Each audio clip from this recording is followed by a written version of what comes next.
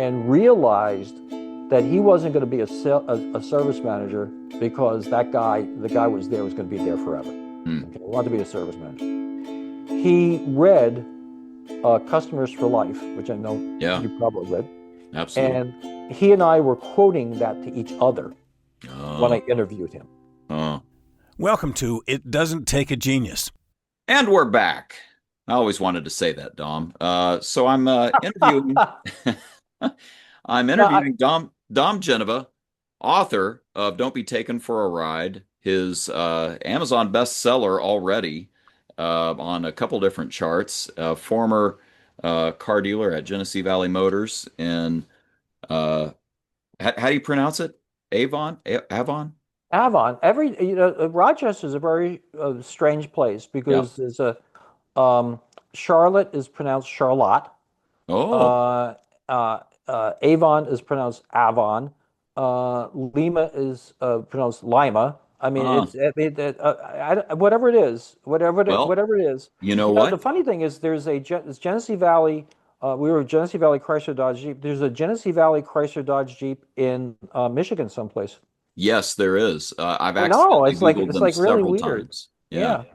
Yeah. The guy over there, has his hair and he's good looking, which, like the opposite of me. So, Well, yeah. but he All hasn't turn. been recognized as possibly being Sean Connery in a London No, no, museum. no, So no. Every once in a while, I get that. and I'm really pleased. And anybody who's looking to write their own book, I would encourage them to do it. There's a fella. His name is Bob Harrison. Seneca Book Services, I think it is, but it's Bob Harrison. yeah. He's an author himself, and you have a choice. You can go publish this yourself, which Hmm. is far more pleasurable than trying to find somebody to publish the book for you.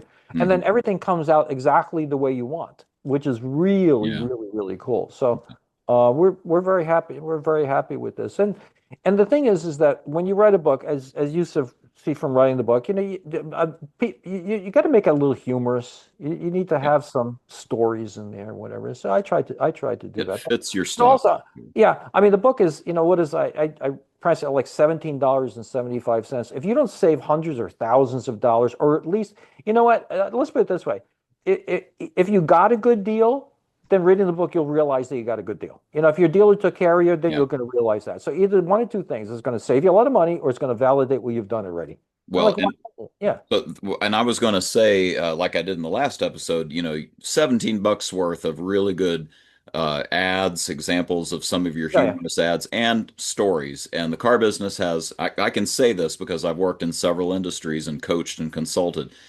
We have the best stories. We really Oh do. yeah. Well, Um, you got to remember, I started with Chrysler on June 1st of 1977. Okay. That was a little strange. Oh my God, there were 16 of us in this office with no windows. The nicotine stains just dripping off the wall. They would get you drunk in the morning, seriously, because you had they had something that they called sales banks. So if they didn't have enough dealer orders, they would build the cars anyway.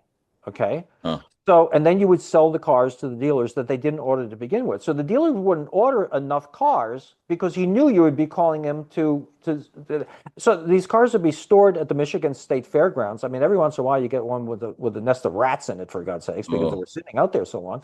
And the cars are stalled in the middle of intersections, and that's what you're doing all day long. You just call them the same dealers over and over and over again.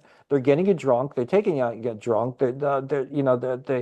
They have you doing all these crazy things, and that's what it was like working for Chrysler back then. And talk about work environments. Oh my God, it was you couldn't get away with this stuff these days. well, But then Chrysler back, Lee Iacocca came, yeah. the K car. All of a sudden, we became successful, and Chrysler could never actually handle success, so went through it again. And, it's like like Yogi Berra said, deja vu all over again. And it's interesting to me that you went to talking about the OEM and not the Mhm. dealers that you interacted with, who I'm sure had their own cast of characters and their own unique environments at the time. Yeah, yeah, it's all screwed up. I mean, the whole thing. I mean, I mean, and I put that in the book. Yeah. There's nobody. there's there's nobody really uh, guiltless in this. I'm not saying it's like a grand conspiracy, No, but the manufacturers aren't really being, I mean, they're driving 75 and a 65. Okay, they're really not. They the dealers are all competing with themselves. You got this whole thing going on. The attorney generals are not enforcing the laws. mm, In the back of my book, I actually have the New York State Attorney General's guidelines on advertising. yeah, And it's clear, the guy who says your payment is $250 and it's every other week, so it's a $500 payment. It's right there in the Attorney General's guidelines saying that you can't do that. don't do You it. you have to advertise a monthly payment. Yeah, So it's right there. So there's no enforcement on it. And in all honesty, sometimes the enforcement they do on is kind of when they do is a little kind of nuts. It's yeah. just so and anyway, but this is in an entertaining and informative and very inexpensive way. Well, It's only $8.99 if you get the Kindle version. Have a heart, go buy the get that. If you nothing else. always the salesman. Well, I'm could you? just I want you to tell I'm one shameless. story. I want you to tell one story. Could you talk about, because we're going to talk more here in a second about the situation inside the dealership and what you had to create there at your store.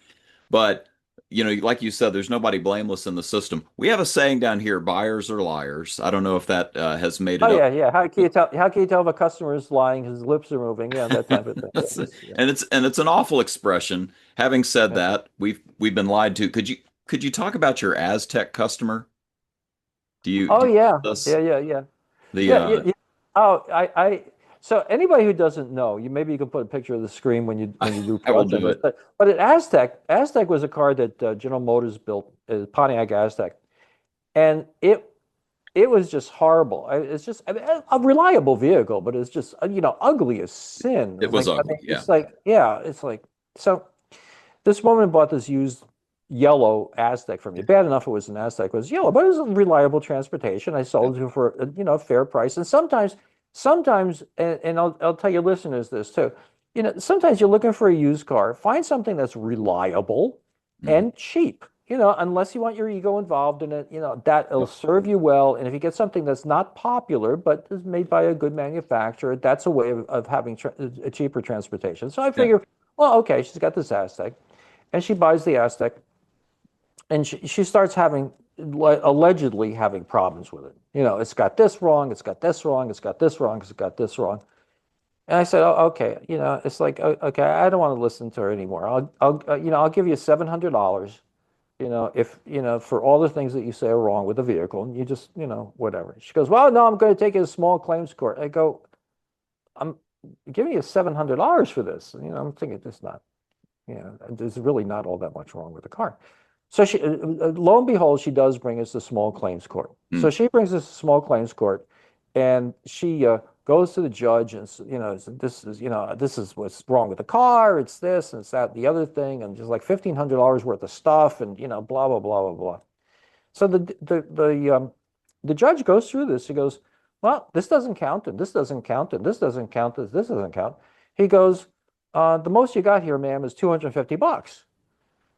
So he goes to me. He goes, well, what do you have to say? I said, well, if we have this, I said, so I can just give you $250 and we got this whole thing settled right now. He goes, yeah. I says, I'll do that. And she goes livid. She is absolutely, why did he offer me $700 last week? And that's, he was going to give me that then and not now. And I said, ma'am, I offer you $700 so I didn't have to drag my butt in here along with my sales manager and my mechanic. Right.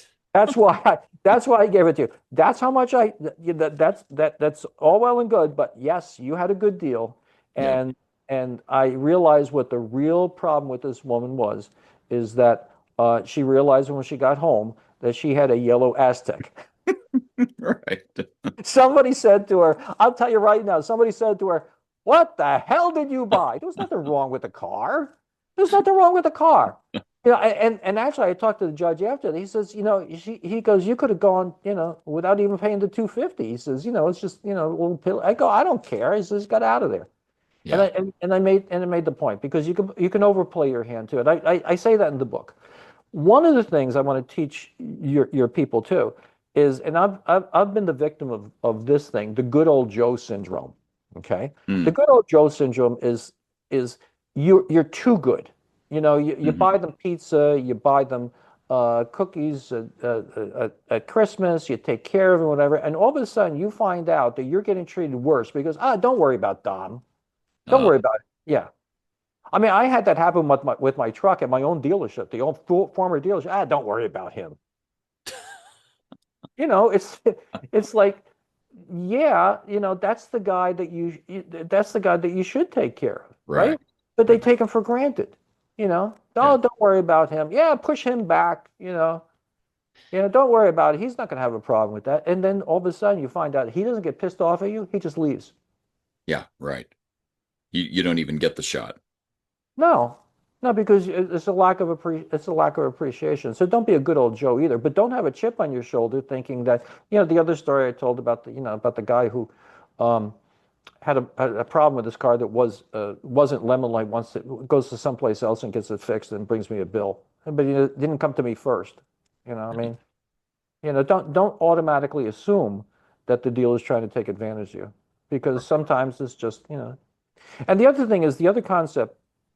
I don't know if I went into this book in the book or not, but I think this is a very important concept. So we had a Ford once, and I forget what car it was, and there was a problem with the car. And my general manager at the time was, well, we didn't make the car. It's Ford's problem. Um, we can't really do anything about it. Whatever, we're not going to do anything for the customer. I go, I got this. I says, I understand. I understand that this is their problem. And this is another management concept I came up with, but it's our responsibility. Mm. There are things that are not our fault, Right. but our responsibility. And I'll even say that about social justice things. There's things that happened in the past. There's redlining, all this stuff that's happened in the past. I didn't cause this stuff, Hmm. but is it my responsibility to work on that? Yes, it's my responsibility. So there's a difference between fault and responsibility. And when you get into an argument with somebody and say, well, that's not my fault. Well, okay. But do you have any equity in solving the problem or not? Yeah. And I think this is a very important. I think it's a very important concept. Well, and I get the concept, and what I am curious about is, given the hundreds of dealerships you called on over the years and how you had seen the car business operate, Yeah. there's a phrase that we have when we hire somebody from another store Hmm. and they bring their bad culture with them. We talk about retreads. He's just a retread. And what we Hmm. mean by that is he has all these terrible car dealership culture habits. Hmm. And here you are saying, well, we're going to have a store where we accept responsibility, even on things that aren't our fault, and we're going to make sure that the customer gets treated right, and that might cost some money, and we're okay with that. How did you find people that got your system and were willing to work in the kind of culture you were trying to create? Well, that's an excellent question, but um, it's the vein of gold in the mountain. Uh, It's niche. My thing. I mean, think about it. My thing was niche marketing, right? yeah, I'm niche marketing. I'm finding people who want to be treated well. They yeah, don't like the process now. I mean, does McDonald's sells more hamburgers than anybody? Do they have the best hamburger? nope, Right? They sell more hamburgers than anybody. Okay, mm, it's the process, what they have. yeah, Okay. Um, the same way I had niche marketing for customers, it was the same thing with salespeople. huh, You find the person that was working someplace. He goes, I sold a car to Mrs. Smith, and the the finance manager, bumped her 5 points on the interest rate, and I felt bad for her because she's got two kids and whatever. You found the person that actually had some moral compass to him, and it was rare. I mean, rare. But then again, how many people do I know? I mean, how many people do I need? I need to find those people. just And the vein of gold. when you find those people, they like working there because they don't have to go home at night, figuring that the finance manager Yeah, screwed You know, I mean, I had one dealership down the road from us that was selling supposedly some duber that went in the fuel line of your car was supposed to align the molecules by magnets, so it went through your ejectors Wow. more evenly. Now, magnets affect iron, steel, right? I mean, like, what's in this what's in this gasoline that is affected by a magnet that would align the molecule? But then they put an indented window sticker on it, put $1,000 on that, right? It cost them, nothing to do it, virtually nothing to do it, like 20 bucks or something for this thing that doesn't work. So they can give you $1,000 more for your trade-in than me. Hmm. So, the educated consumer is our best customer. I mean, Yeah. it was our thing. So we educated customers, and they would come back and back because they trusted us. Because that's the way I want to. That's the way I want to be treated. I want fair. Yeah. I know you have to. I know you have to make some money. That's Yeah. fine. I just want fair. Well, talk a little bit about your you mentioned in the book the core four, and then you've Hmm. got a whole chapter dedicated to your service director, Jerry. Oh, Jerry Kramer. Yeah. Yeah. So Well, so well, how did that come about? the thing about it's like we said in the last episode, between training and and education, you have if you have a um, if you have a culture that that says a certain something, okay, everybody follows the culture. They follow the concept, not the actual tactics or practice. Okay, Mm. you know, if you're saying that we're going to treat you fairly, you treat us fairly, no nonsense goes both ways. But I mean, when you get to that point, um, your decisions flow from that because your people know what you want. Okay, Yeah. no, they know what you want. I mean, it's yeah. I mean, so for instance, um, a lot of dealers, oh, a lot of dealers advertise the ad car. They have Mm. one car. Hmm. That's it. That's the one they advertise, and that's all there is. I had a bottomless number of ad cars. I mean, if I sold a car and whatever it was, and we sold out of them, we would go buy one if we had to make our word good to sell it at that price. We would lose Mm. money on it, whatever. But if I advertised that it was, X amount of money for this car, whatever, we ran out of them, and it was still during the cycle of that advertisement, I'd go out and get one and lose money. I don't care. Well, my word's got to be good. Mm. So I mean, the thing that um, Jerry and I understood is that it is it's a process. It's a confidence. I mean, one of the things we did. So we did most of the cop cars for all the towns and the county of Rochester, Okay. Monroe, which is Rochester. And that's not even us. We're 15 miles away from there. I mean, they're buying, these guys are buying cop cars from us. Huh. One of the things that Jerry did is that we found these retired guys that would go up and pick up the cruisers, Hmm. drive them down the interstate to us, get the car fixed, and then drive it back. Hmm. Now, these retired guys loved driving the cruisers up and down 390. The cops didn't have to take two cops to drop off the car and pick the car up, Yep. right? Yep. And the service we gave them was great. There was, one of the things I'm very, very proud of is that it was a while ago. I don't know if you heard about the CO2 in the back of the cruisers, and it was, Ford had the Explorers, and there was CO2, and the cops were getting sick and whatever. Well, an investigative reporter came, and they found these cars. Well, the cars that we had in the town of Greece, they went and checked out the cars, and the investigative reporter was back there, and they got the CO2 meter and everything, and the cars were fine. Huh.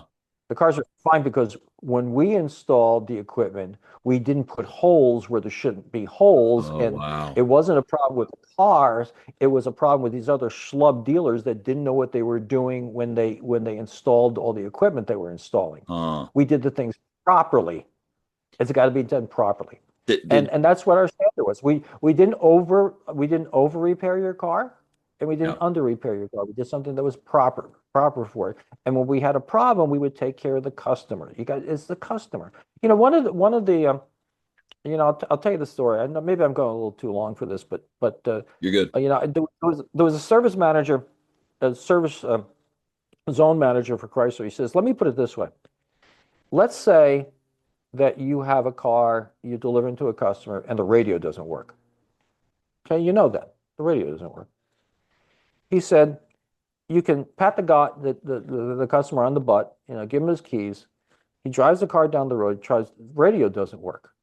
You know, holy, he's mad. He is absolutely mad. He's livid at you. That he goes, now, how about same thing, radio doesn't work. You say to the customer, Mr. Customer, I'm going to be delivering you the car this evening. I hope you don't mind, but the radio doesn't work. We've ordered a new radio for you. It'll take 2 days for it to come in. We apologize. We'll give you a couple of free oil changes because of this, but we just want to be upfront with you that the radio doesn't work. Now, how does the customer feel? A or B, right? Right. So he says the material, and this is the simple, brilliant thing. He says the material fact of the matter is that the problem is that the damn radio doesn't work. It's the same thing. It is exactly the same thing. Yep. It all depends how you treated the customer. And when you start looking at that, it's like, wow, how brilliant is that? You take you take the responsibility up front, whatever. But the funny thing is, I'll discuss this too. I had some employees that absolutely hated me. Hmm. They no, because standards are standards. I mean, if I ask you to to sweep the floor, and you leave a big Coke stain in the middle of the floor, hey Joe, cleaning the floor, sweeping the floor means cleaning the floor. This concept again. If you see something, whatever it is, just don't, and then don't do it over and over again. That's like Lee Iacocca said, make a mistake once, but don't make a mistake twice. So some people just don't like living up to standards. But if you're gonna be part of our organization, it's standards. Now, we were always top of the list when it came to any type of analysis that the manufacturer do for us. We're the only guy in Rochester, only car dealership that got an ethics award from the Rochester Area Business Ethics Foundation. All An right. ethics award and a torch award. I got to send you my video. I got to send you my video for that because they want you to do a video for the ethics award. And most people that were doing these things, well, we've been in business all these years. So I did this video where it's in black and white, and I'm on the phone, and it says, "Oh, ethics award for us, for a car dealer. You do know that Genesee Valley Motors, we don't make motors, right? We're a car dealer, and you're giving us an ethical award." Yeah. But that's but that was the reputation, right? Your all of your marketing was geared towards people who were not really ready to buy a car, but more absolutely looking to buy, right? When you're ready, come see us. When you're ready, come see us. And the other thing is that when you're advertising, you have to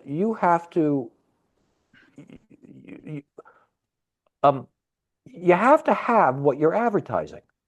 Now, I mean, seriously, you can't say, Chrysler did this years ago, Jeep, expect the best.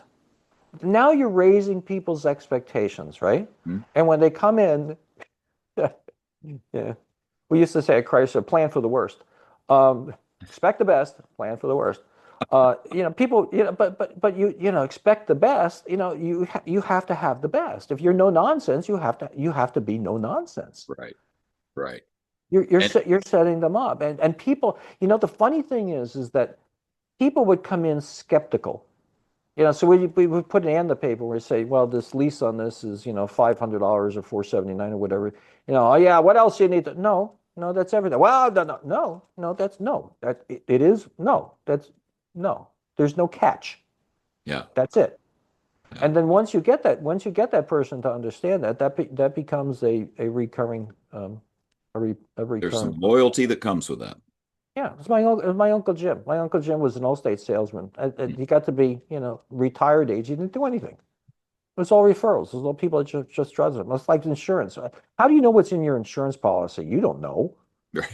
I mean, do Right. you read that? I mean, do you read that? I don't read that thing. Yep. I don't know. You trust the guy, right? Yep. So that's where with the customers, and it got to be the point where most of the time, most of the time, people didn't even argue about a price. The other thing is too, getting back to the platinum rule you're saying about people being um, Treating people people. the way they want to be treated. Yeah, that's the thing when you're talking about just selling a car. That's why who wants what? Everybody wants a little bit. Everybody wants to win a little Yep. bit. So yeah, do you want a little bit of this? You want a little bit of that? You want a little of the other thing? You want that's fine. I'd listen to anything. It's when people are ridiculous and they think you're treating them and they don't want to pay a fair price and whatever. That's what I had a problem with. But Did your core four employees that you started with, did mhm. did they did any of them come with the property? Did any of them come with the so No, there was no. I mean, it was an empty building. There was nobody. There was oh nobody in the wow. building. Yeah, I mean, there was so so. One of the things that I I found is that there are there are we can actually say this for a number of different things. There's undervalued real estate. There's undervalued locations, businesses. There's undervalued people. Mm-hmm. So my general manager, the guy I hired as my general manager, was driving like, oh, I don't know, an hour and 15 minutes to work, Wow. from where he lived. Mm. Okay. Um, Working, I think they were working 7 days a week. Ooh. Yeah. And he had a book of business himself that would make the dealership profitable. Okay. Um, my service manager was a mechanic at at one of the dealerships and realized that he wasn't going to be a service manager because the guy was going to be there forever. Mm. Okay, he wanted to be a service manager. He read Customers for Life, which I know Yeah, you probably read, absolutely. and he and I were quoting that to each other when Oh, I interviewed him. oh, Okay. Um, Sue, my office manager, was a bookkeeper at a dealership up in the city. She mm, lived in Avon. Okay, so oh, she wasn't an office manager quite yet, but I hired my accountant to spend time with her to get her up to speed, and uh, and there was me. So wow. you find people that are undervalued, Yeah. that people like my general manager. He's working up in the city, and it's not the way he wants to sell cars. He's not getting treated right and whatever. So you know, I, I was Did very they? fortunate in that. But I then, this it probably sounds like I'm being nerdy about this, but like, did they come in on wanted ads? Did you hear about? You talked about the vein of gold. How did yeah, you well, the find? one I'll be so I'm out with the sales rep for Chrysler Ah, and the service rep for Chrysler. yeah. We're having lunch someplace. I said, do you know anybody who would, when we're doing this dealership, it might be, well, there's a sales manager at Timothy Dodge and Webster, but we can't tell you who he is, and he lives in Springwater, and Joe, do you think he? Well, we really shouldn't tell Don about seriously, that's exactly how it was. So I ring him up. Hey, you got a sales manager there that lives in Springwater? Yeah, okay, yeah, well, it's Dale. So Dale calls him up, say, is it legit? And they say, yeah, he's legit. And like I said, I was a sympathetic figure, have a 1 and a 4-year-old, and put my tail on the line. And Robert, the service manager, was a mechanic someplace. He answered a want ad, and Sue lived in Avon. So she's working for a marketing investment store in Rochester. For your listeners, it's like a semi-company store, Mm. and she, um, like I said, she lived in Avon. So, I mean, she was Wow. doing the financial statements by hand. So that's Gee. the way that's where we started out. But that's the thing. But again, those people know other people who know other people. So, um, I have one salesperson started with me right after that. He was with me for the whole 26 years. Tom Henriksen, I talked to you about him in the book. Hmm. I mean, just a Yeah. real good guy. We're very lucky. The business started changing in the 20s.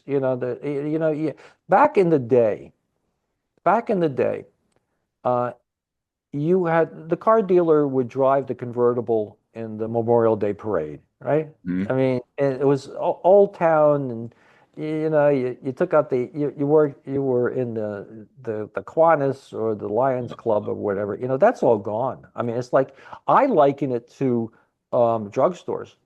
I Mm. mean, how many local small drugstores are there Oh anymore boy. where you know the Yeah. pharmacists and everything? They're all, like Right. Walgreens and CVS, and that's the way the world is going. So Yeah. that's one of the reasons I decided to sell my business. It's either you got to sell it, or you got to compete against these guys. So It, that's what you do.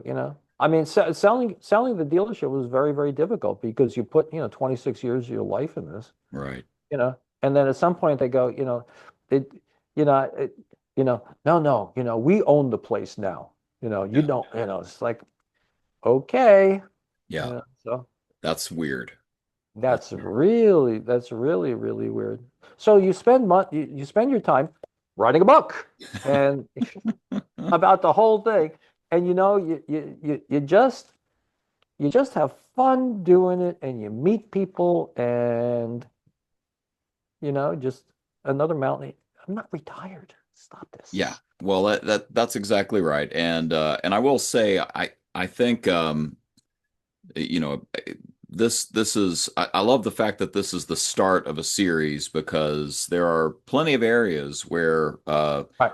we're a low trust society in a lot of ways, right? Yeah. And this, the car dealership business has traditionally been one of those places. So I'm glad you wrote the book, and I appreciate you letting me. I wanted to do a second episode because I just wanted to pull a few more stories out of you about sort of how you got the thing going as a a concern in New York, and then now can spread the gospel elsewhere. So I'm Yeah. excited about that. Well, and the thing is, I always felt bad for the customer that got cheated and the salesperson who lost the sale because they were honest. Yeah. So it helps both sides. I hope that the guys that are doing business the right way, Yep. I hope this helps them do business the right way. So if a customer can understand that they're getting treated properly, that's good too. So I hope people Beautiful. enjoy the book. I hope it does well. And like I said, I think there's a whole series of books here for things that people have questions about. Need some help with. Yeah. Work with. Well, Dom, thanks a ton for being on. It doesn't take a genius. We appreciate you, and give us a plug for It your. doesn't. It doesn't take. It doesn't take a genius. Yeah. That's right. We only have people that aren't geniuses on this show. That's purposely we do. You know, too fat to get a date. I mean, I don't. It's just. I mean, really. The next episode on too fat to get a date. Oh my God. You need some marketing help. I really just. Well, no comment. And let me also tell you that down here in Kentucky, you were talking about the weird geographic names. We have a Versailles that we pronounce Versailles, Okay. and we have instead of Athens, we have Athens. So yeah, we're right there with you with Okay. Avon. So Well, you guys should come on my show. I got 10,000 listeners. We talk. We can talk about all this stuff yeah, and give a plug so that we'll yeah. put a I link I in. have I have a show. It's called the No Nonsense Roundtable. It came from being no nonsense car dealer. I was doing those advertisements, and then I decided to host my own show.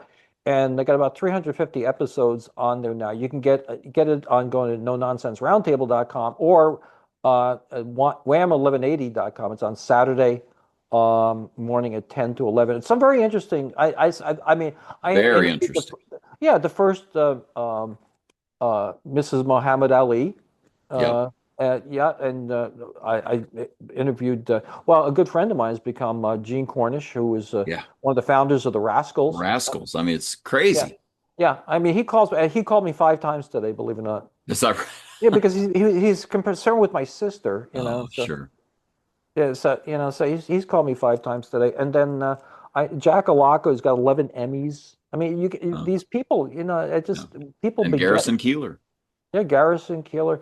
I have on No Nonsense Roundtable. If you go to the YouTube channel, there is a story about Ringo Starr. It's only about 3 minutes long, but Ringo Starr looking to buy a laptop, and I think that's got 90,000 I views or haven't something heard like that. that.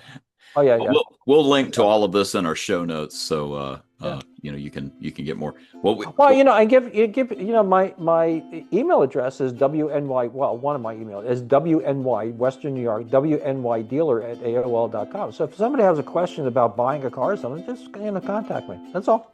beautiful, Yeah. beautiful. We'll end it on that note. And Dom, thanks so much. We Thank you. appreciate your time. Okay. All right. Take care. So go ahead and tweet that, or share it any other way you want. As always, there are no rights reserved, no trademarks, no copyrights. Share it if you want to. And join us next time on It Doesn't Take a Genius. That's good enough.